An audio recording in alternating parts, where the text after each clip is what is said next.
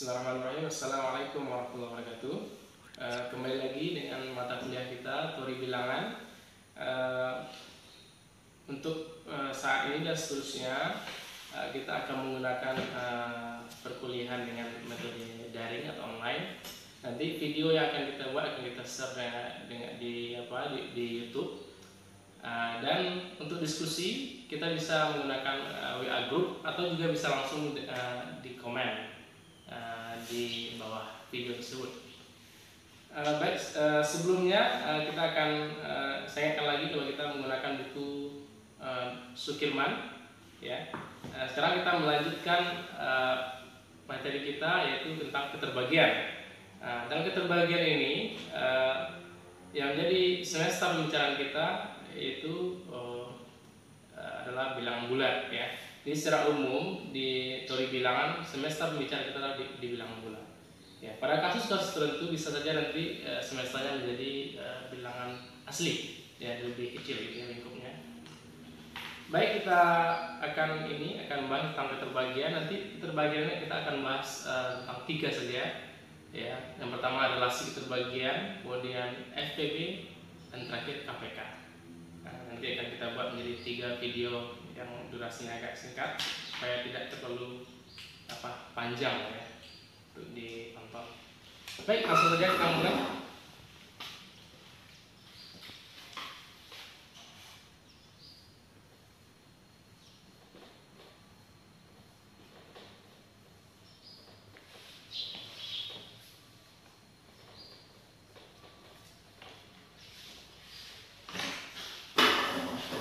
Terbagian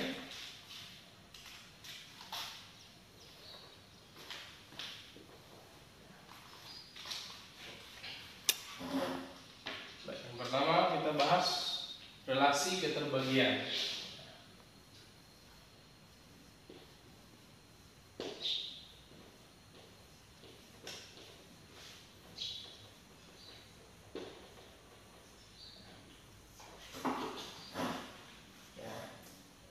Relasi keterbagian kita mulai dengan definisi.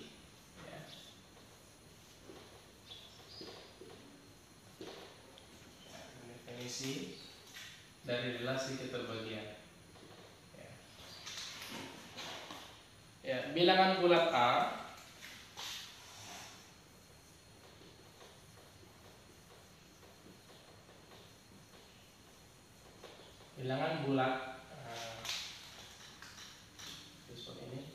A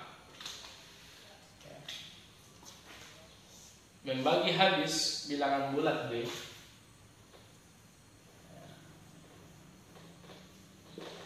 membagi habis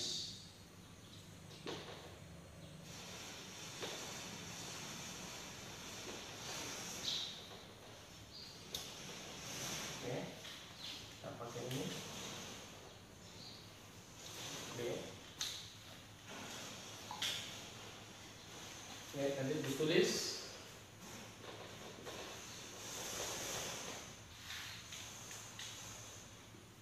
A membagi B hanya jika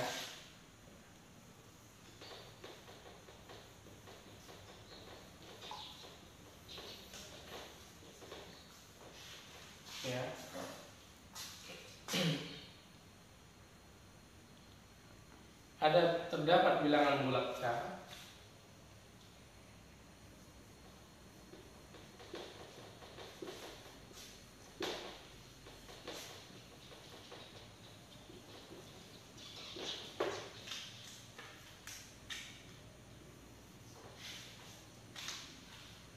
sedemikian hingga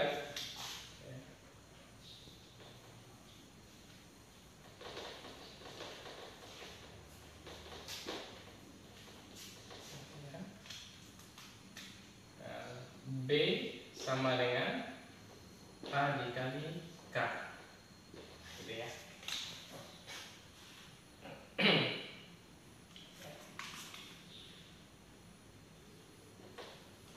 Jika A tidak membagi habis B, ya, maka ditulis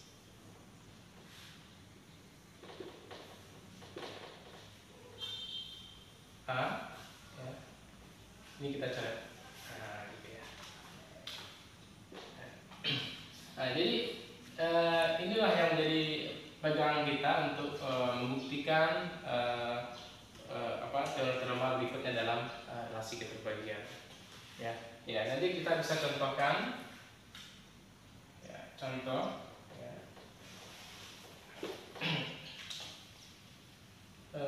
Misalnya apa? Satu misalnya gitu ya. 6 itu membagi 42 ya. 42. Ya, mengapa? Karena apa? Terdapat suatu bilangan bulat, ya. Apa? Dapat bilangan bulatnya apa? Yaitu 7. Ya, karena terdapat 7 sedemikian hingga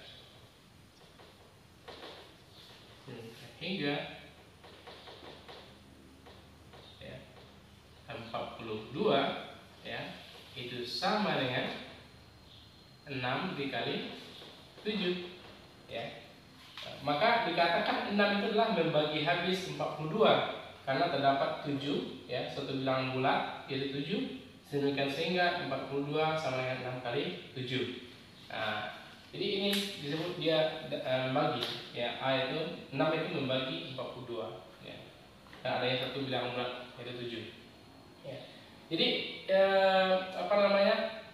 simbol seperti ini bisa dibaca 6 membagi habis 42. Di referensi lain ini dibaca juga seperti 6 faktor dari 42 ya, atau 42 kelipatan dari 6. Nah, ini cara membaca saja. Nah, untuk mata kuliah kita ini kita sepakat saja, jadi supaya lebih singkat kita bacanya 6 membagi 42 ya, sepakat saja ya. Oke. Contoh lain kita ambil misalnya yang tidak membagi habis ya. Kita misalkan 4 ya. 4 itu tidak membagi habis berapa misalnya? 22 ya. Mengapa 4 bukan membagi 22? Karena tidak ada bilangan bulat ya, sehingga 4 dikali suatu bilangan bulat itu hasilnya 22, nggak ada ya. Karena tidak ada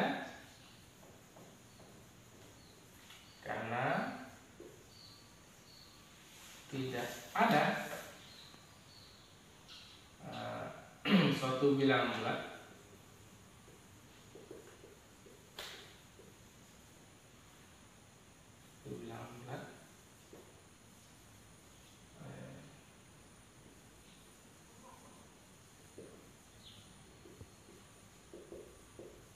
sedemikian hingga 4 dikali bilangan bulat tersebut ya,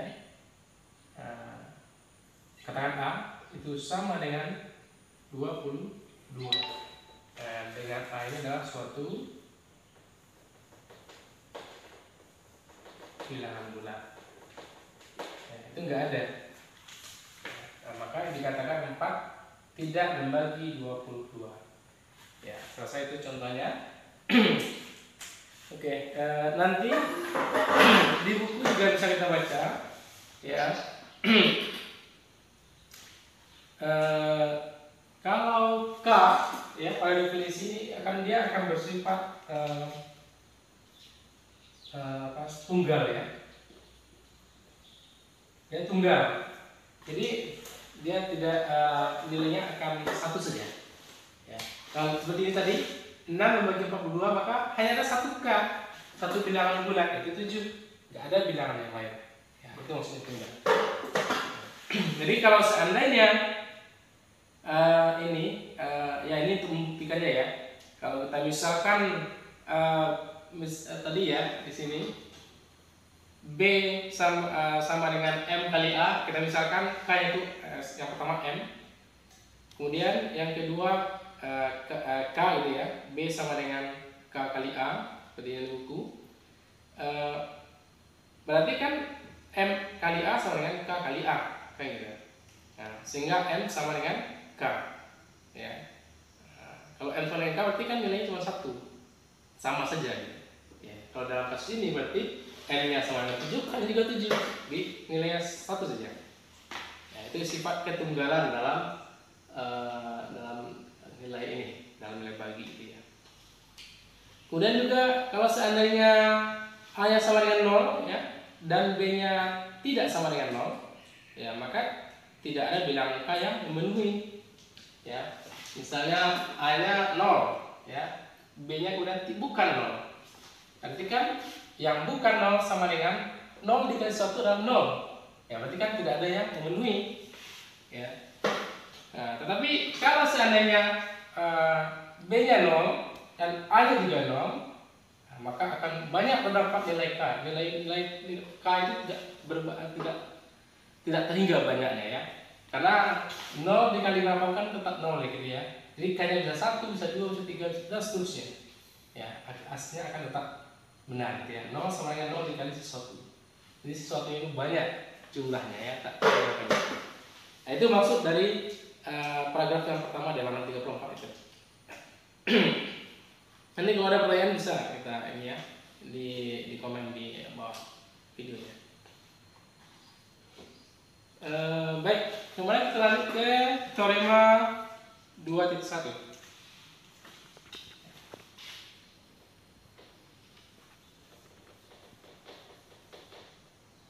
Teorema 2.1.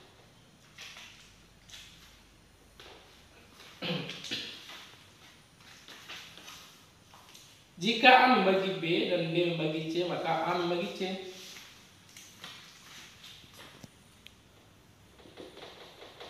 Jika A membagi B dan B membagi C, maka A membagi C.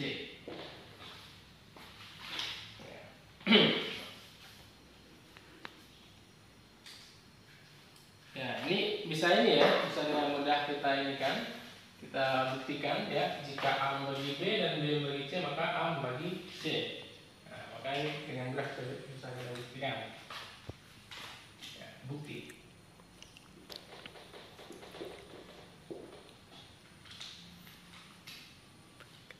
Ya. A membagi B, maka apa? Maka B sama dengan A dikali suatu bilangan bulat, katakan K, gitu ya. Kemudian B membagi C, maka C sama dengan B dikali suatu bilangan bulat, katakan M, gitu ya. Oke. Ya, sehingga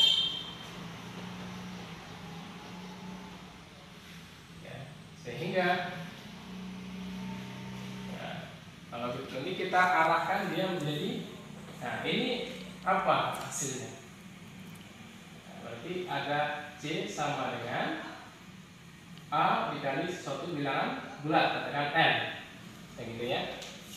Nah, kita arahkan ke situ. Nah, bagaimana caranya?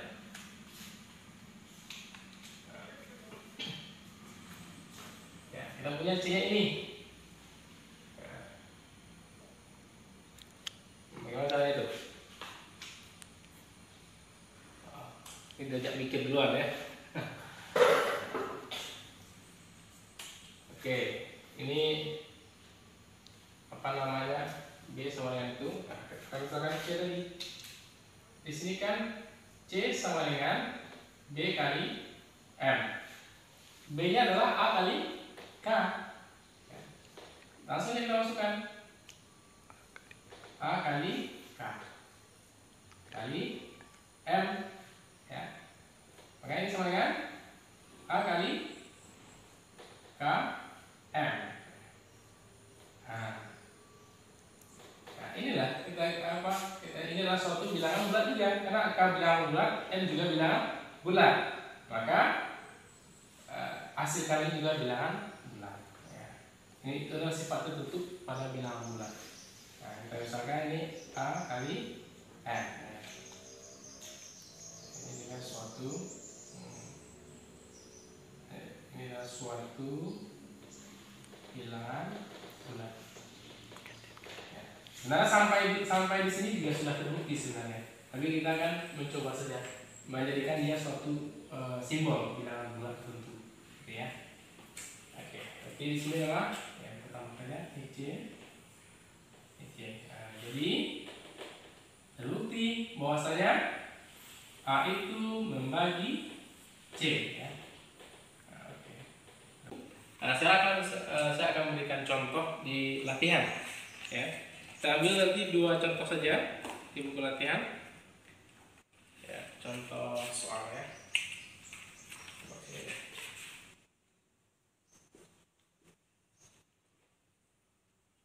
Soal 1.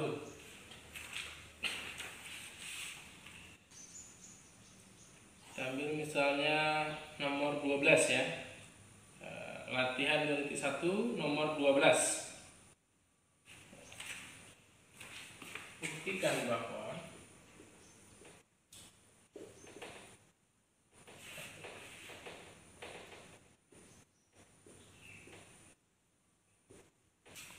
dua membagi A kuadrat kurang A ya, untuk setiap A elemen bilangan bulat ya.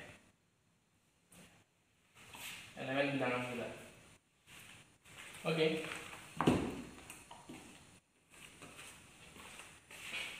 Nah, sekarang kita akan buktikan bahwasanya 2 membagi A kuadrat min A ya. Nah, jadi bagaimana caranya kita memastikan kalau 2 itu bisa membagi A kuadrat min A? Nah, maka kita harus ingat ini kan 2 ini kan bilangan genap ya. Maka kalau setiap bilangan genap ya itu pasti bisa dibagi oleh 2. Ya, setiap bilangan genap itu pasti bisa dibagi 2. Dan setiap bilangan ganjil pasti tidak bisa dibagi oleh 2 karena tidak ada bilangan bulat yang hasil baginya ganjil dibagi oleh 2 itu adalah hasilnya adalah bilangan bulat, tidak ada. Dia pasti berkoma ya. Nah, ini sekarang ini, maka ini harus kita pastikan dia genap, ya. Maka ini harus dia genap. Nah, bagaimana cara memastikannya?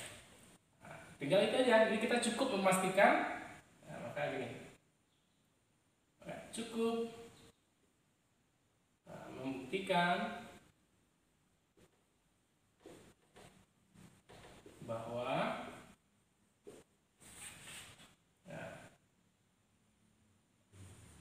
A kuadrat min A itu genap ya. Nah, sekarang coba kita perhatikan.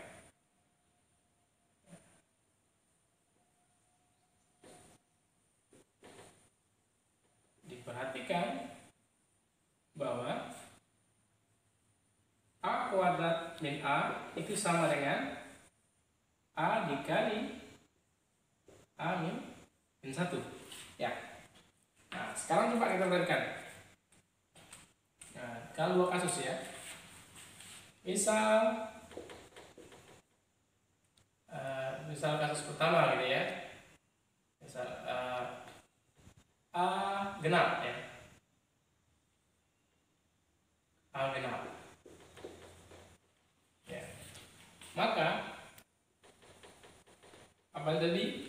Genap kemudian dikali dengan genap kurang 1. Genap kurang 1 pasti ganjil ya. Maka ini adalah genap dikali ganjil. Kalau A genap maka hasilnya adalah genap dikali ganjil. Genap dikali ganjil pasti genap ya. 3 kali 2 ya, 3 ganjil 2 genap. 3 kali 2 6. 6 itu ya, genap. 7 kali 8 misalnya. 7 ganjil, 8 genap. 7 kali 8 56 ya. 56 itu genap. Ya, maka kalau A genap maka hasilnya maka A kuadrat kurang A itu genap. Ya, genap. Ya, kita bisa jika ya. Nah, jika A ganjil, ya, maka kalau A ganjil, berarti ini A ganjil, ini dikali dengan ganjil dikurang 1. Ganjil kurang 1 berarti genap. Ya, berarti ganjil dikali genap. Sama saja tadi. Ya, ganjil kali genap pasti genap. Ya, maka sudah kita buktikan kalau A kuadrat min A itu pasti genap. Ya. Walaupun kita buktikan, ini kita misalnya genap, yang dia akan genap juga. Kalau ganjil dia pasti genap juga. Ya. Sehingga ya jadi terbukti ya,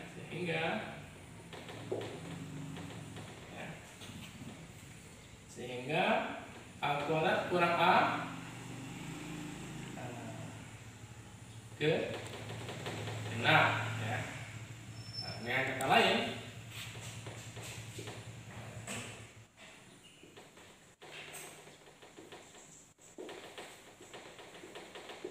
lain 2 itu membagi A kuadrat kurang A ya. Terbukti. Sekarang kita berikan satu contoh lagi supaya lebih paham. Kita ambil contoh latihan 21 halaman 37 nomor 15 ya. Nanti yang satu aja kita bahas. Ya, contoh kedua ya. Kedua, jika M sebarang bilangan asli, jika M sebarang bilangan asli, ya, buktikan bahwa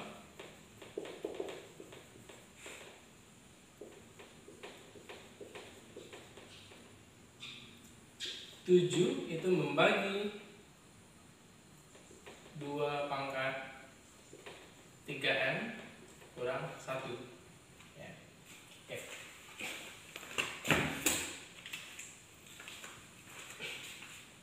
Ya. Sekarang kita buktikan.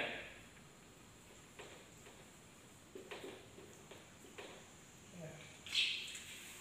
Jadi jika M sebarang bilangan asli, ya, kita disuruh buktikan 7 itu membagi 2 pangkat 3M kurang 1 ya. Ya, untuk membuktikan ini kita kembali ingat yang materi sebelumnya, kita membuktikan dengan induksi matematika ya. Maka yang langkah pertama gimana? Yang pertama kita pakai hasil ya. Kita misalkan ya, untuk di sini M ya, berarti kita pakai M. Untuk M sama dengan 1 ya, maka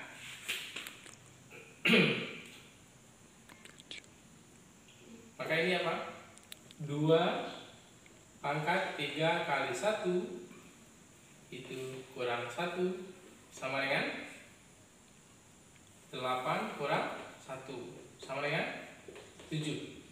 7 itu membagi itu 7, ini jelas ya. Berarti ini benar. Benar untuk M sama dengan 1. Dan yang kedua,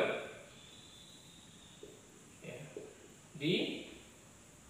diasumsikan bahwa atau benar,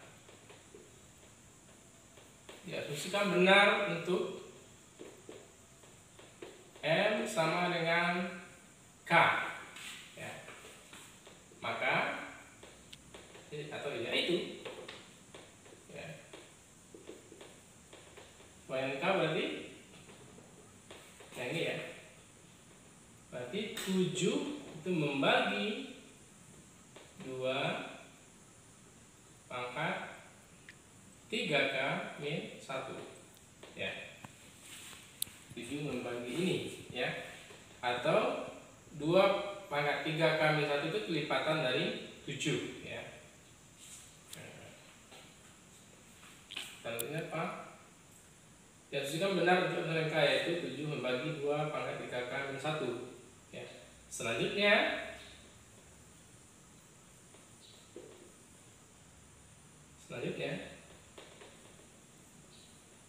akan dibuktikan bahwa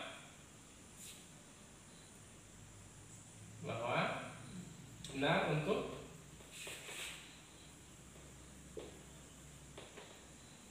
M sama dengan K plus 1, ya, yaitu 7 membagi 2 pangkat 3K plus 1 kurang 1. Ya. Oke, selanjutnya kita sudah mempunyai ini ya. Kita mulai dari sini, nanti kita punya senjata ini sehingga kita bisa buktikan. Baik, maka selanjutnya adalah diperhatikan bahwa yang bawah 2 pangkat 3K plus 1 kurang 1 itu sama dengan 2 pangkat 3K plus 3 ya, kurang 1.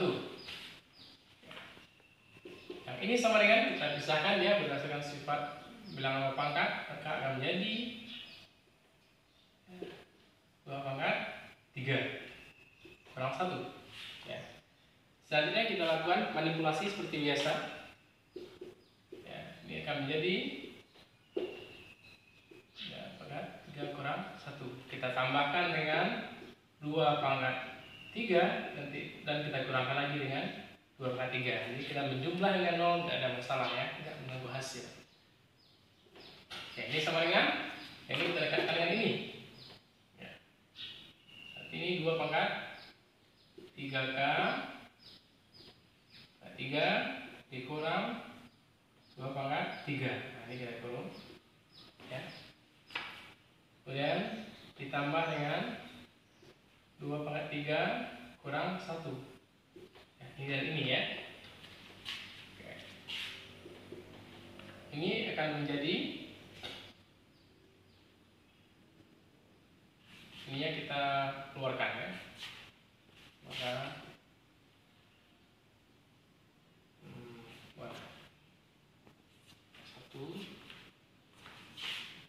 2 pangkat 3 dalam kurung 2 pangkat 3K min 1 ya. Ditambah dengan 2 pangkat 3 8 7 ya, 7. Oke. Nah, dari sini ini sama dengan 8 dikali 2 pangkat 3K min 1 tambah 7 ya. Nah, dari sini maka kita akan bisa melihat ya, ini berdasarkan asumsi ini adalah kelipatan dari 7 ya, berdasarkan ini 7 membagi 2 pangkat 3K min 1, artinya apa? 2 pangkat 3K min 1 itu kelipatan dari itu 7 ya, berarti ini kelipatan 7 ya. Kelipatan 7 dikali sesuatu, kali berapapun ya, itu pastilah dia adalah kelipatan 7. Maka ini otomatis dibagi atau 7 membagi ini ya. Kemudian ditambah dengan 7 ya, 7 pasti kelipatan 7 juga ya, sudah pasti jelas dibagi dengan 7. Maka dijumlah dengan 7, maka ini semua pastilah dibagi oleh 7 ya. Berarti 7 membagi ini semua. Yang kata lain, ini 7 membagi ini juga ya. Ini kan, karena 2 pangkat 3K min 1 merupakan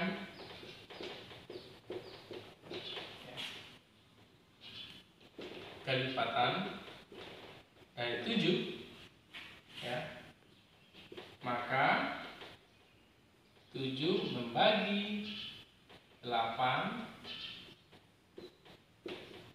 1 ya.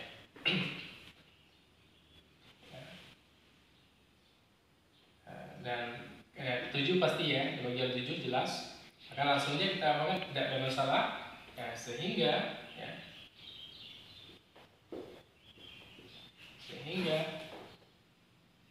7 jelas membagi 8 ditambah 7. Berarti ini juga pasti kelipatan dari 7 ya. Sehingga 7 membagi ini. Nah, dengan kata lain